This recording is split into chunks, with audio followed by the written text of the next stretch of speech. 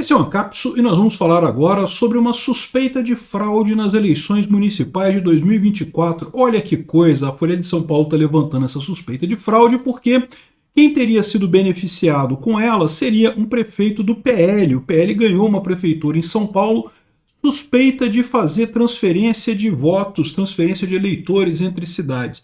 Vamos entender esse caso aqui, porque esse caso é um caso que pode acontecer mesmo, né? É lógico, a esquerda está usando isso para tentar dizer que perdemos a eleição porque foi comprada pelo PL, a direita ganhou em 2024 só porque comprou a eleição, pagou e não sei o que lá e coisa e tal.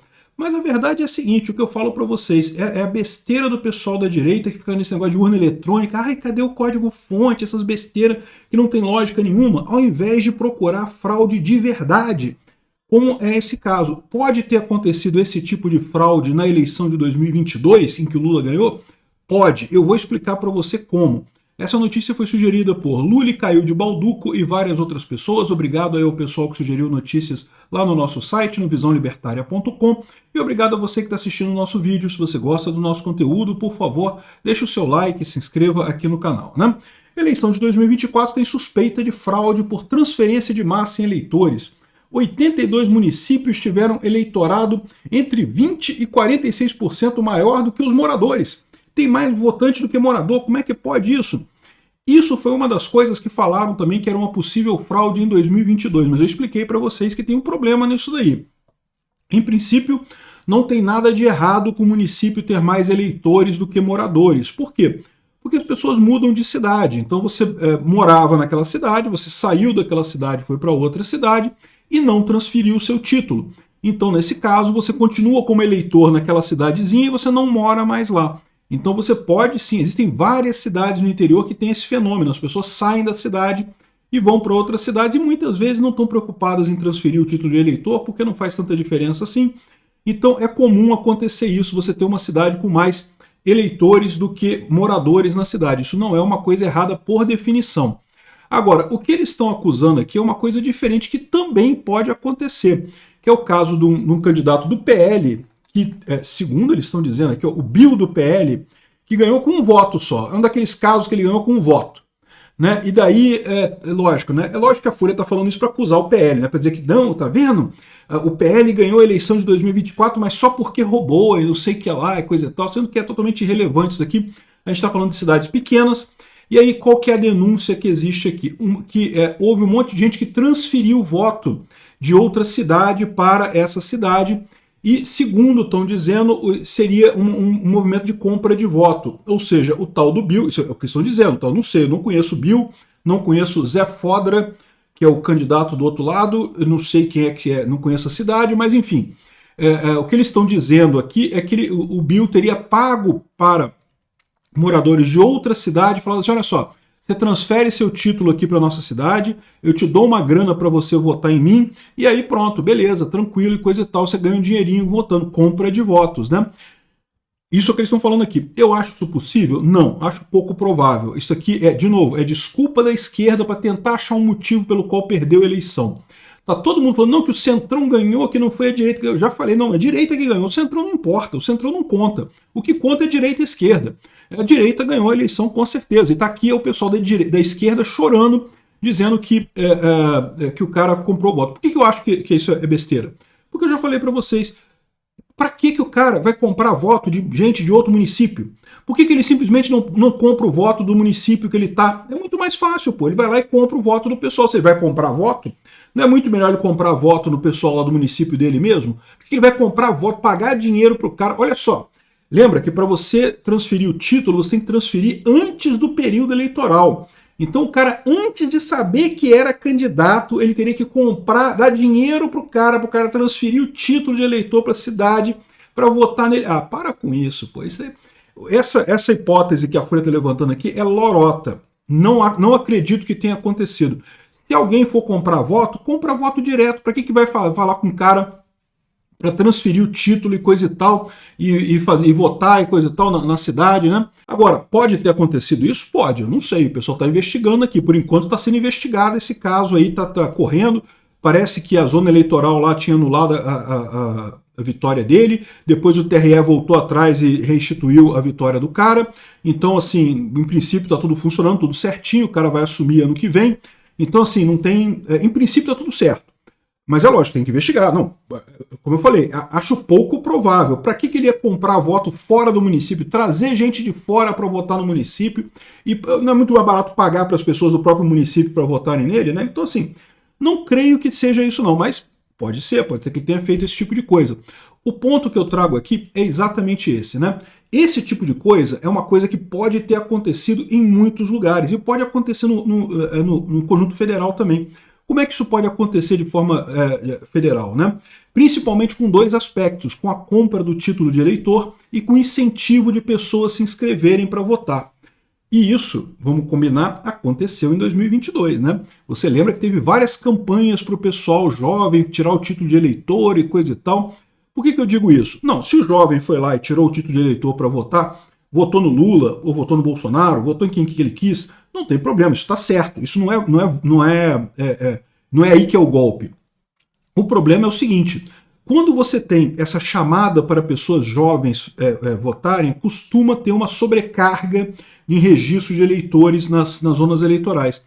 E com isso a gente não tem certeza se os mecanismos de verificação disso daí são bem feitos, né? Imagina o seguinte, eu posso comprar título eleitoral. Isso acontece no Brasil, tá, gente? O cara vai na casa da família, lá uma família que mora no interior, que não tem condição, que não tem dinheiro, fala, olha só, compra esse seu título eleitoral, aí você me dá o seu título, eu te dou tantos reais aqui, te dou 100 reais, 200 reais, 300 reais, sei lá, e você me vende o seu título, você nunca mais vai votar, eu vou votar por você. E tem gente que aceita, porque a família é pobre, precisa de dinheiro, o cara tá dizendo que vamos combinar, né, votar realmente é uma coisa que não faz tanta diferença assim, né? Mas se o cara consegue comprar um monte de títulos dessas pessoas, o que ele precisa fazer agora? Ele precisa registrar esses títulos, botar os títulos no lugar correto, na zona correta, e ter uma pessoa que vai votar como aquela pessoa, né? Então ele tem que fazer essa adulteração cadastral, ele tem que ir lá na zona eleitoral como se fosse a pessoa para cadastrar o dedo dele lá e coisa e tal, e ele pode votar como outra pessoa. Isso, infelizmente, acontece em muito lugar no Brasil. E daí que eu falo para vocês, pode ter acontecido isso em 2022, pode ter parte dos votos que foram dados por Lula, pode ter sido desse esquema? É lógico que pode. Lembra que a esquerda só faz denúncia de coisas que eles fazem. Então se eles estão denunciando isso daqui do BIL, do PL, é porque a esquerda faz isso já, eles já fazem isso. Estão denunciando da direita porque eles sabem como é que funciona, né? Então, e podem ter feito esse negócio de votos a mais. Aquela família pobre nem iria votar, seria abstenção. E agora votou e votou no Lula, porque o cara comprou lá um monte de votos e saiu votando no Lula. Isso pode ter acontecido sim.